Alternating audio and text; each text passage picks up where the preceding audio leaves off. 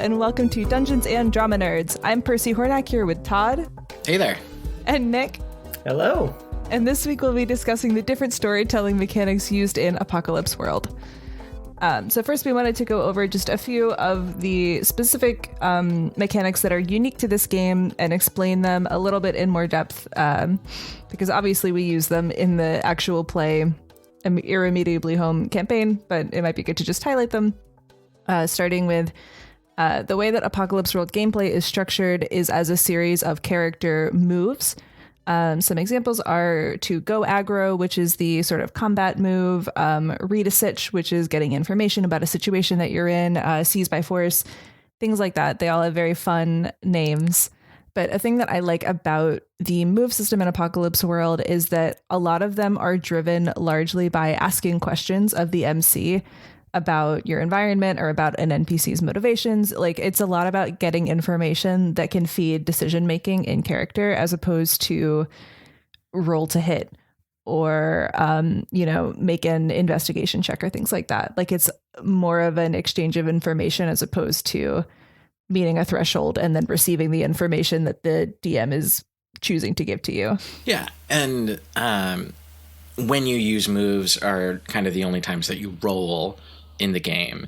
And as we talked about on our Apocalypse World explainer, the rolls and therefore the moves give options for narrative control. And so it's not just like you failed to read the sitch. It's like, here's the information that you got from that read. And it might not necessarily be the information that you were looking for, but it's the information that you got, as opposed to the like stalemating of, I know that there is something in this room, but for some reason I cannot perceive it because I keep rolling ones in a D20 system. Yeah, and one of the other things I like about this, there's a line in the book that says essentially, if you do it, you do it, or to do it, you do it, something like that. And one of the things I appreciate about Apocalypse World's moves is that it does really drive the action forward, because it's assumed that whatever you say your character does happens in the world. Now, there might be a complication or consequence of that you didn't foresee and maybe don't want, but unlike in a D20 game where you can get stuck in the kind of loop of, oh, I failed to do the thing. Oh, you failed to do your reaction, whatever. In Apocalypse World and powered by the Apocalypse games, everything really does advance the story somehow. Yeah, and I think part of that ties to like, and this is a thing I think we'll talk about a little bit more later, but what I really like, because the player's handbook, or not the player's handbook, the DM's guide in Dungeons and Dragons does say in a couple of places, like, the world goes on outside of where the party is, but there's no framework for like how to do that. It's left entirely up to the DM, and I know that I, as a DM, very frequently like forget that the world goes on outside until it's convenient for me that like something has happened that messes with the party, because they did fail to do something. But Apocalypse World, I think, bakes in like the things that you do have an impact on the rest of the world.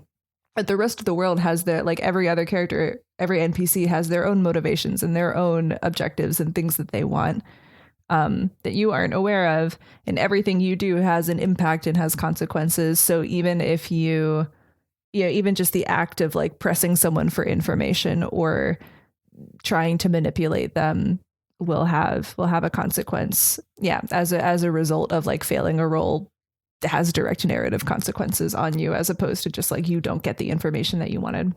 Mm-hmm. Another thing that I think makes for interesting storytelling in the mechanics is the Hick stat, which measures the relationship, the history between different characters. I think, like, one, it's cool to have this just as both a stat and a mechanic, that like how we interact with each other will affect how comfortable our characters feel about each other, and affect the ways we can work together or not. I can support you better if I know you better and have more history with you, but I might not be able to read you as well. And that's an interesting mechanic to have. And then the way that the Hick stat is mechanized each session, such that at the end of a gameplay session, you ask all of the players, who do you feel that you like know more now than you did before, and your Hicks changes with them, and that it's not a 1-to-1, it's asymmetrical. That like I can have really high Hicks with you, Percy, but you might not have high Hicks with me. Yeah.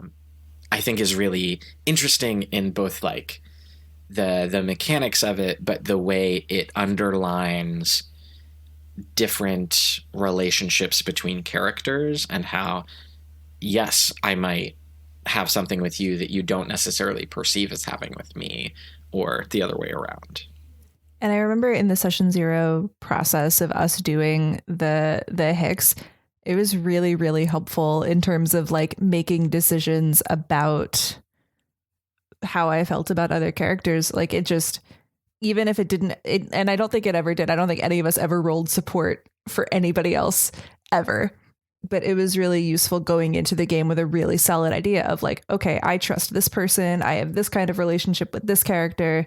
I kind of knew where I was at, and it encourages players in the course of gameplay to be interacting with each other, because that I think is really the heart of Apocalypse World. Although it's interesting because you could 100% play this game where none of the characters in the party ever interact with each other, and you're just doing a bunch of solo scenes with the MC. If you played it that way, is it possible at the end of the session to say, I don't think my Hicks went up with anyone? I don't remember if the rulebook kind of allows for that. I don't remember what the rulebook says, but I mean, my house rule for it would actually be like you lose Hicks with everybody, or it stays static. Mm-hmm. Yeah, that makes sense. Although I know that there's a provision for negative Hicks with somebody, like if you level up, if you get to like -4 or something like that, which is interesting to me. And I think it's an interesting way that, Apocalypse World incentivizes characters interacting in that way, in much the same way that Apocalypse World and games derived from it really incentivize risk-taking, because unlike a lot of games where you gain experience or the chance to level up or whatever from succeeding, here you mostly actually get better by failing at things. When you miss a move, you get to move closer to advancing your character in some way, which encourages you to at least attempt the things that you're not great at when they make sense, which I really love, because I think a lot of games can become like, I have developed this really great hammer, and now I need to figure out how I can treat everything as a nail. Yeah, I mean, that's why as a DM for D&D, I don't like running things like Tomb of Horrors or like the old dungeons, because it just turns into a game of like the players are afraid to try anything because they're afraid of failing. Or it's just like a slog where nobody wants to take any risks because they're afraid that their character is going to die. But like in Apocalypse World, it's kind of like whatever. Yeah, it's interesting. So when we were first talking about Apocalypse World, I mentioned I'd never played it. I still haven't played Apocalypse World, but I played a game of Masks recently, and a player in that game commented to me afterward that she felt like in D&D, which was her other touchstone, it was possible to make like wrong choices, scare quotes, and in this Powered by the Apocalypse game, that wasn't a fear that she had.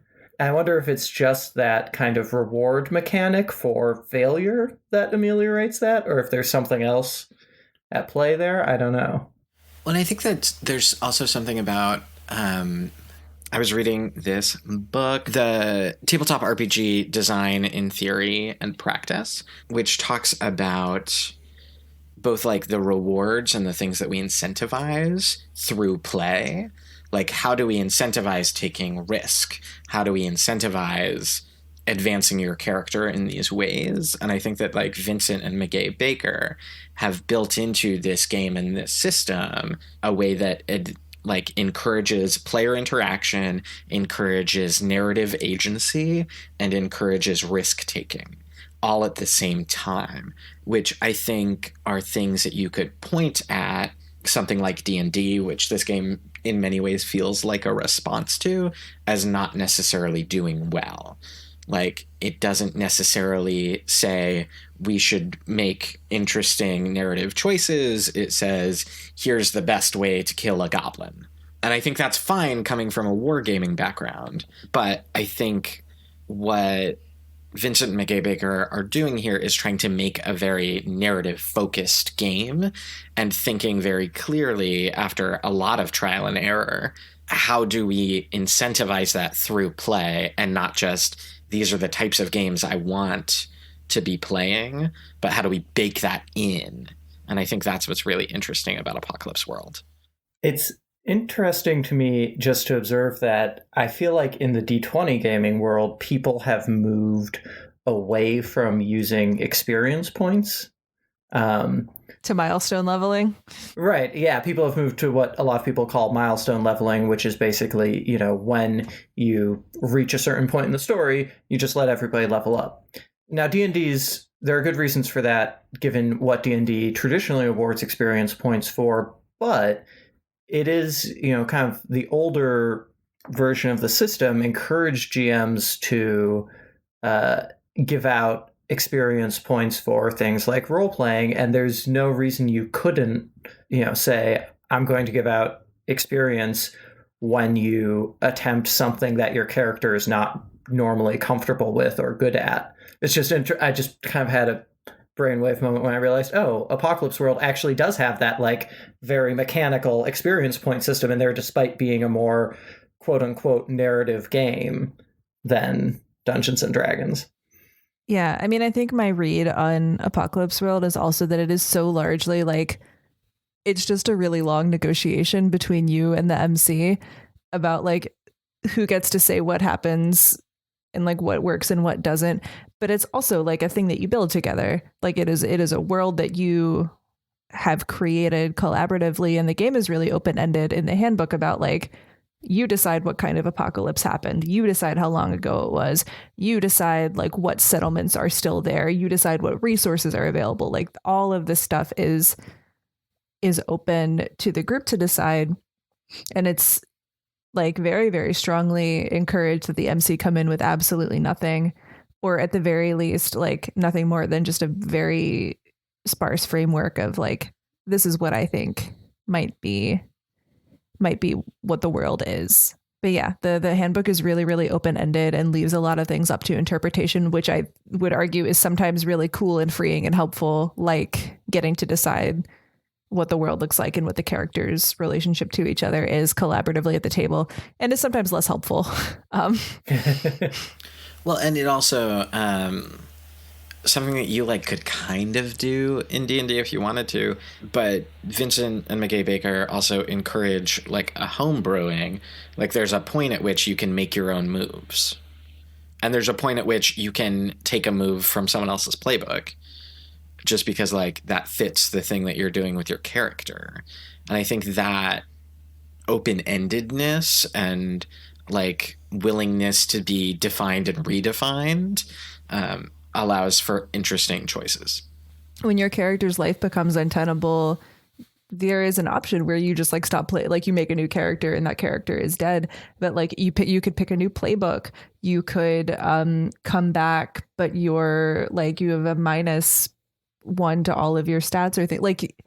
There are so many narrative options for what happens when your character quote unquote dies, when their life becomes untenable, that have to do with different narrative opportunities that allow, if you've built a really compelling story with this character and you're not ready to let them go yet, you have an option to continue on and work whatever happened to make their life untenable into the story in a way that I think is really cool.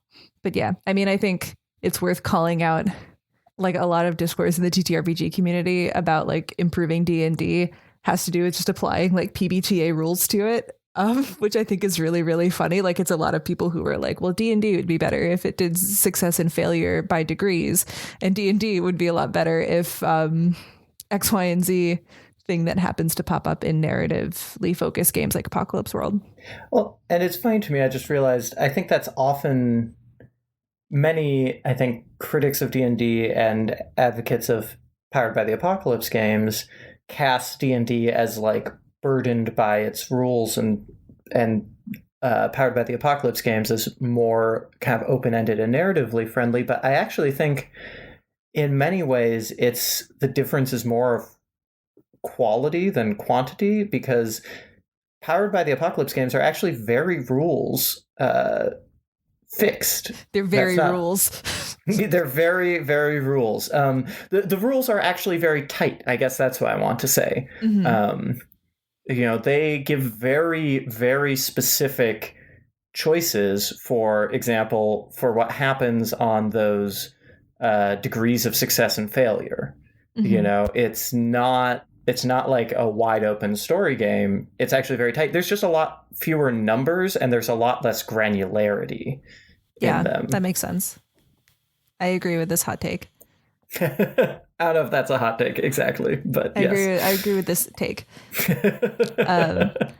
I think there's a great example of this in one of the systems in Apocalypse World is that they use these tags to describe, like they'll just do a bunch of adjectives or nouns that correspond to attributes of like a settlement or a weapon or whatever it is, which like on one hand, there's no like list of definitions in terms of what that means. Like you could have a weapon that it says to harm, close, reload, loud. And like, it's kind of up to you to decide what exactly that means. Yeah, there are some definitions, I think, but it's not exactly. That's those kind of tags are the one thing I butt up against in Apocalypse World, because it really does feel a little more harder to decode than when a move says, if you fail, the MC gets to tell you X. If you succeed, you get to ask one question and the MC gets to ask you one question or something like that. I mean, I do think there are cool narrative opportunities embedded in, like, if you have a weapon with the tag unstable, because it's open-ended, there's a lot of cool things that you might be able to do on a failure with that weapon. And so I think there are some places where it is a cool opportunity. There are some places where it's just like confusing. And my instinct is just to hand wave the entire thing away and be like, it's just a sword. Right. It does one harm. I think there is interest in like, and because we're, heading into the spooky fall season, I tend to play a lot of survival horror games around now, whether that's tabletop or gaming, but thinking like my weapon is loud has narrative consequences and gameplay consequences. Mm-hmm. And having that be a thing to just like raise awareness for the MC, like, oh, just in case we forgot, this weapon is loud, and like do with that what you will, is something I think is interesting to call attention to. Is like, we have an agreed set of like, we believe these things to be true. Loud things are loud. Quiet things are quiet. Stable things are stable. Unstable things are unstable. But then like defining in the moment for you what that means for your narrative. Because like sometimes I forget you can't just whip out, a two-handed broadsword in a tavern. You can in D&D. We don't normally penalize people for that. But like, it's hard to use in a close, cramped space. Yeah, and I see a lot of DMs who like police that kind of thing, get called out for being like too mean, and it's like, well, okay, but realistically, if you're in combat, unless you are already like holding a scimitar and a dagger in each hand, like you're not switching weapons mid-turn. In the course of 6 seconds, you can't swing your sword and then pull out your bow. That's just not how that works. But that's the kind of thing that gets hand waved a lot. And I think it's interesting that my instinct in Apocalypse World is to hand wave far fewer of the mechanics, because all of the mechanics that are there feel necessary and important. And there's fewer numbers, like things feel less arbitrary, because in D&D a lot of things were really, really arbitrary, and I think it's common practice to hand wave all of the really arbitrary things like encumbrance. Do you not hand wave encumbrance, Nick? Oh no, I do. I mean, I think here's the real thing about D&D. It's an accretion of like traditions with some game design tacked onto it. That's so fair. Like encumbrance is there because historically D&D involved like a lot of going out and trekking into the wilderness. And if you want to play a wilderness trekking game where it's like important how much food you have with you, all of a sudden encumbrance becomes very important, except that in 5th edition they give out wilderness survival things like candy, so it doesn't actually matter. As I discovered when I tried to do a wilderness trekking thing and then realized 3 of my players had the Outlander background and can therefore supply food for 25 people's worth of meals in a single day by foraging from the wilderness. So, yeah, it's silly. But I think that's, some of those granular things have purpose in particular types of games. Mm-hmm. I think the advantage of Apocalypse World is it's so laser focused on telling a particular type of story that there isn't kind of anything that feels extraneous to that. That makes sense. Yeah, pivoting a little bit to the tools that they offer to the MC, because I think this is interesting, the way that they equip this person to tell the story and create the story and present whatever the game is to the players after approaching the session zero. At that session zero, the MC is really supposed to just listen. And they give the MC tools like a threat map that have to do with like what exists in the world, what is threatening to the characters, what societies exist, what resources are scarce, like that kind of thing. And then the MC is building out from there, like what dangers am I presenting to these characters during gameplay? And they're linking threats together into what the game calls fronts. And just essentially like listening to what the players are bringing to the table and eventually turning those against the players. I'm forgetting the name of the move. So like in addition to the players having moves, the MC has moves. The MC is not supposed to state their moves is a thing that the bakers are very specific about. Like you don't tell people what you're doing, you just do it. And that might be like separate a character from the party. Mm-hmm. And I think one of my favorite ones is like announce future bad news. Announce future badness, I think. Oh, is it badness? It might be badness. So.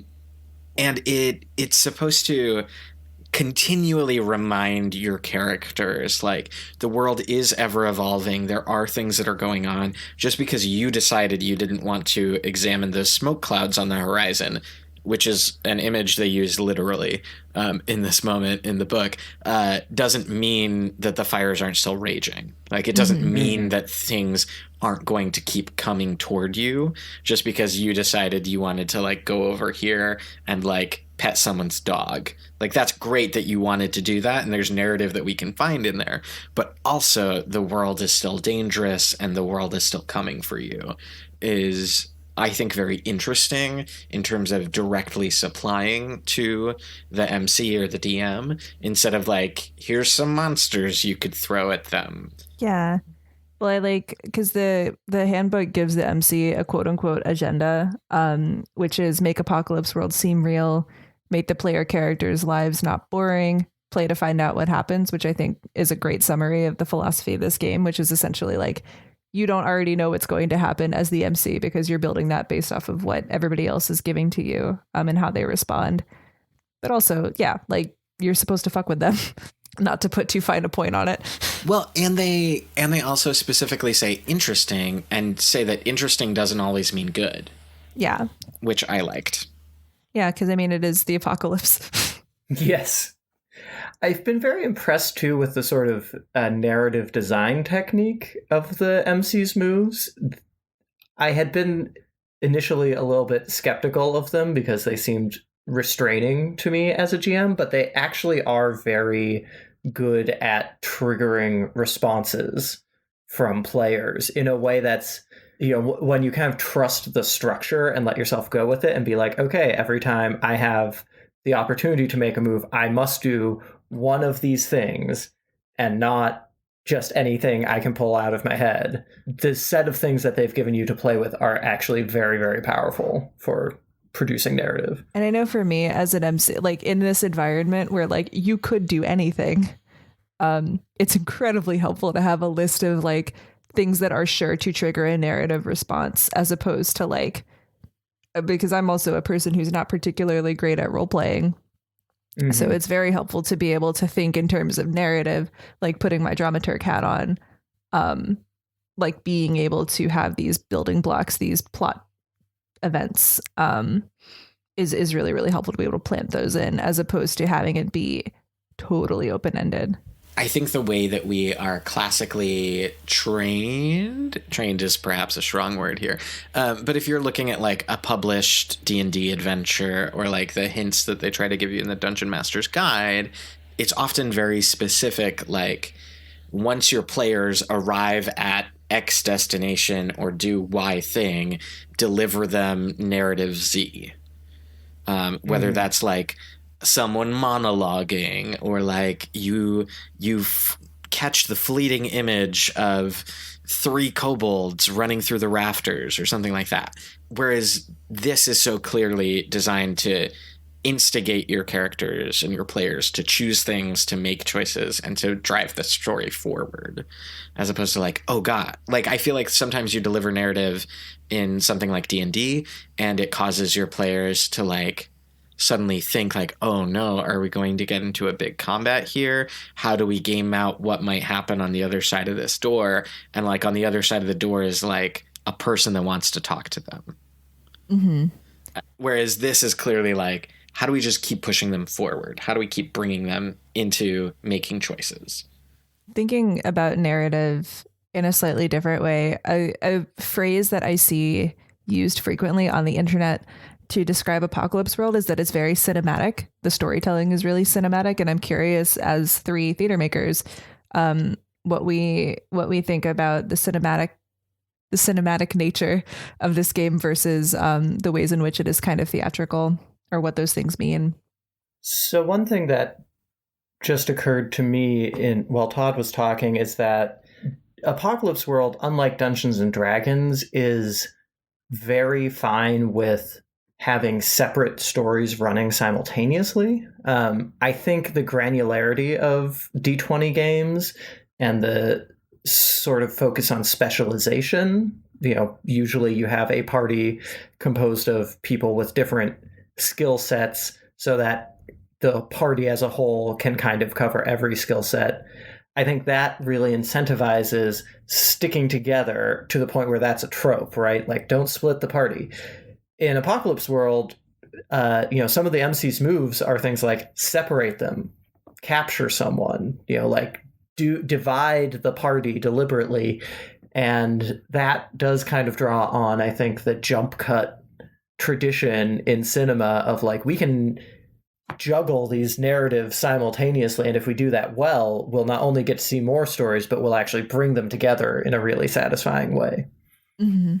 Well, and I thought even in our first sessions of Irremediably Home, not only getting to start with each of you separately and see how those paths intertwined, but also then jumping back and forth between Vance and Sydney and Vector and AZ Honey. Anyway, but being able to see like, how do these people interact, and then swapping and saying like, oh, here's a 2-person scene with these people, and here's the, and I think it allows, by thinking about like the party doesn't have to be together all the time, I think it allows us to have more interesting and varied scenes, whether that's a 2-person scene with these characters or those characters. Something that I've been doing in the D&D campaign that I've been running recently is we were like trying to have a session every week, but not everybody was going to be there all the time. So we would do these like one-shot off missions, but it meant different players were with each other. And we realized, while a number of the characters have been together for the entire 3 years that we've been playing this, one of them is a new character and he's never been alone with anyone, because we're supposed to keep the party together. And so we're always trying to do like what is best for the party. But by having these adventures where this character gets to be alone with 1 or 2 characters, allows him to like explore different parts of his relationship to the others, and also gets them an opportunity to get to know him better. And I think that Apocalypse World just allows that from the jump, and doesn't have that as like a special other thing that you might do, but as a like, yeah, let's explore how these 2 react when they're thrown in a room together. Yeah, and I like the thing that appeals to me about it also is that I think D&D is very much like this happens and then this happens and then this happens, whereas Apocalypse World is really episodic. And that might just be my preference for the stories that I like to consume. But I feel like that's so much richer in terms of like staying open to possibilities and finding what happens when you have this scene of Vance and Sydney talking about plant technology side by side with Vector and AZ Honey having a conversation about their pop-up Fight Club brothel. What resonates, what pops out to us as audience, because we're also, observing this and taking in this story as we're playing.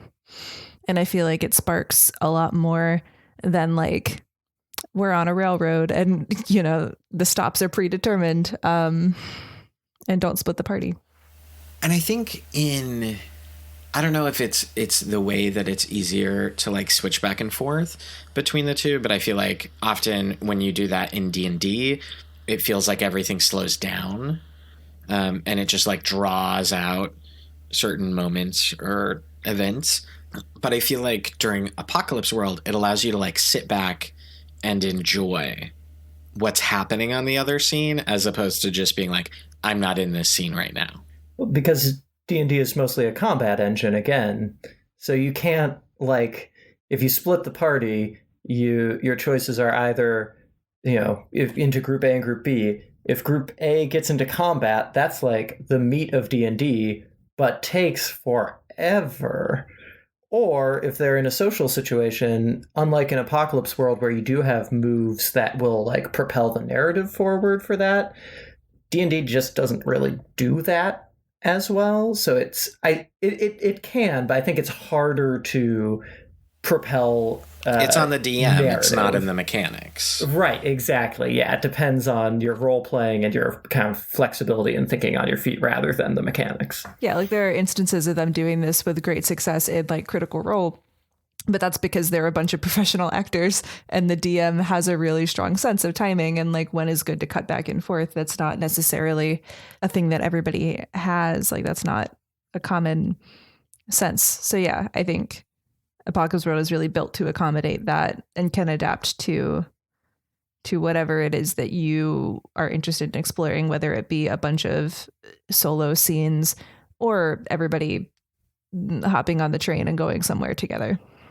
And so, like, honestly, this conversation that we've been having, I think has changed a lot of the feelings that I've had about Apocalypse World. Like, I haven't had the critical theory to talk about it. And I know that when we started talking about the game and like the mechanics, I think we all had some hangups about like the sex moves and the transactional nature of that. And there were things that I felt kind of put off by about the mechanics and the way it was written. This like very gendered, very grimdark kind of a vibe.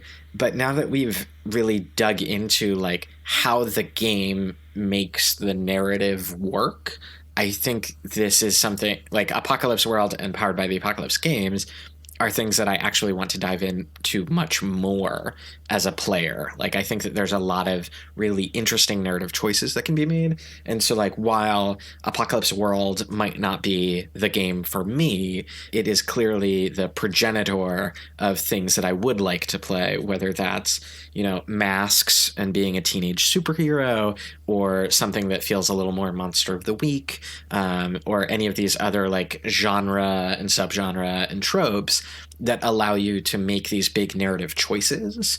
And I think in many ways that's probably why Powered by the Apocalypse has become as insanely large as it is. Like, isn't it over 800 games now? Crazy. Something like that. It's a lot. And like, how many other things that were released 10 years ago have done that? Like, I don't think I could name like a major literary movement that had spawned like 800 copycats in the last 10 years or something like that. And copycat is a strong word. But these are people who like saw something really fresh and innovative in the work that Vincent and Mackay were doing, and decided to put their own spin on it. And I think that that's really exciting. Yeah, cosign. And with that, thanks for listening to Dungeons and Drama Nerds. We'll be back with another episode next week as we dive back into Irremediably Home once again. Dungeons and Drama Nerds is produced by Todd Bryan Backus, Percy Hornak, and Nick Orvis, and is mixed and edited by Anthony Sertel Dean.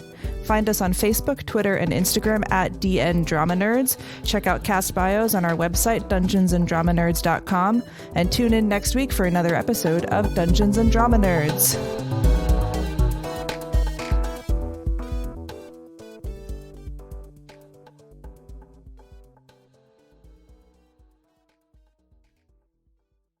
I'm Percy Hornak here with Todd.